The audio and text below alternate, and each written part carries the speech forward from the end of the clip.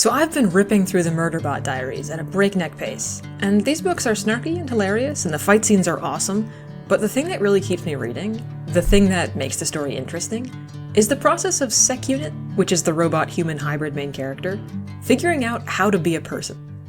SecUnit is discovering, reluctantly and with many tantrums, that it has emotions, that it has inadvertently made friends, and that it does actually care about things. But as much as I'm charmed by the rogue robot, I keep tripping over the fact that it is a rogue robot.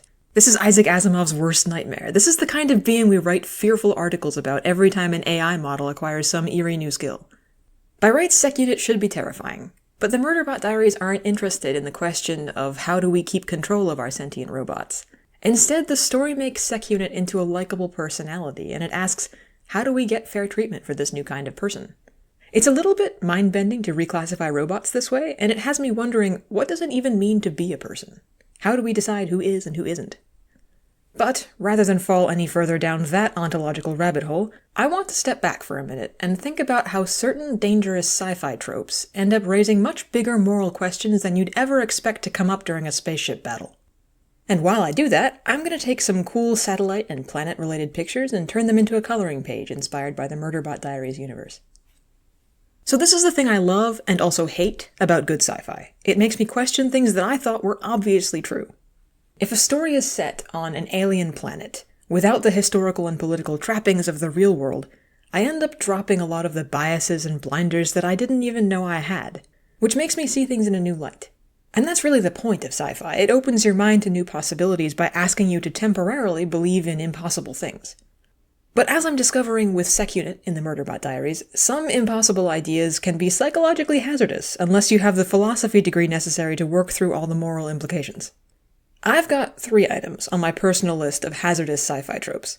Let yourself ask a few questions about these topics and you'll start an interesting debate. But if you dig too deep into the logic that justifies these tropes, you will find yourself talking in circles and trying to reconcile paradoxes until you have a splitting headache and your brain is throwing error codes. Terrible trope number 1 is faster-than-light travel. This comes up a lot in sci-fi, because it's hard to write a thrilling space opera if it takes your characters dozens of years to travel between star systems. The problem is that faster-than-light travel literally physically cannot be done. So any attempt to write it is in direct violation of the laws of reality, and as such, it's doomed to be either bizarre or confusing. Stories that focus too much on the mechanics of faster-than-light travel will never make sense. This is why watching Interstellar is as exhausting as spending 2 hours solving particularly complex riddles. The best thing a sci-fi author can do with faster-than-light travel is to talk about it as little as possible. Have the characters take it for granted that it works, and just never speak of it except in passing. In the Murderbot Diaries, interstellar travel happens through wormholes.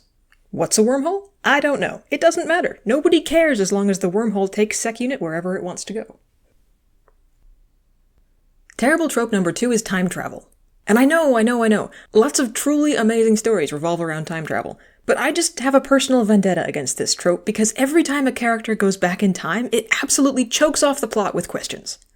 Like, if you change the past, does it affect the future you came from?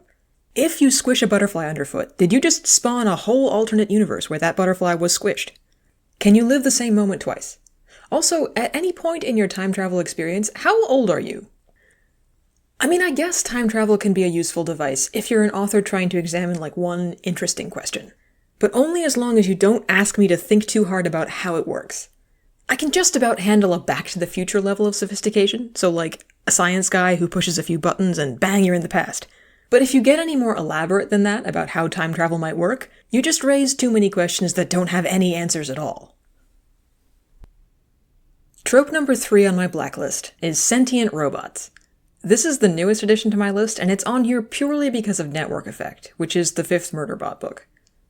So the Murderbot Diaries had already turned traditional sci-fi themes upside down when they made rogue robots into a human rights question instead of an existential threat. But things just got a little bit out of hand in Network Effect, because a lot of the major plot points revolved around copying and deleting bots' code. And I get it. If a sentient robot is a mind made up of lines of code, then if you duplicate the code, you duplicate the mind. Except what does that mean? The book can't seem to decide. Sometimes duplicating a bot seems to make a whole other being. Sometimes it just clones the same being, but the copy can somehow be reabsorbed into the original anytime it's convenient. In one particularly weird instance, a side character keeps insisting that a duplicate of SecUnit must be SecUnit's child. I'm just saying this raises a lot of existential questions that the book isn't really equipped to answer. We've gone to so much trouble to establish that sentient robots are people that it seems awfully cavalier to say, well, they're just code, and then go around deleting and re-downloading them at will. If you're in a situation where you can create or destroy a whole person by manipulating their source code, I'd expect you to be a lot more careful with the copy-paste function and the backspace key. So that's my list. Read these tropes at your own risk. I have to say though, as impossible and confusing and ethically tangly as they are, I am hypocritically happy to read these tropes whenever they crop up in my books. They make me bang my head against the limits of possibility, like a cat trying to push through an almost closed door because the most delicious birds are surely waiting outside, but in a way that's the fun part. The more outrageously you suspend disbelief, the more outrageous things you're capable of imagining.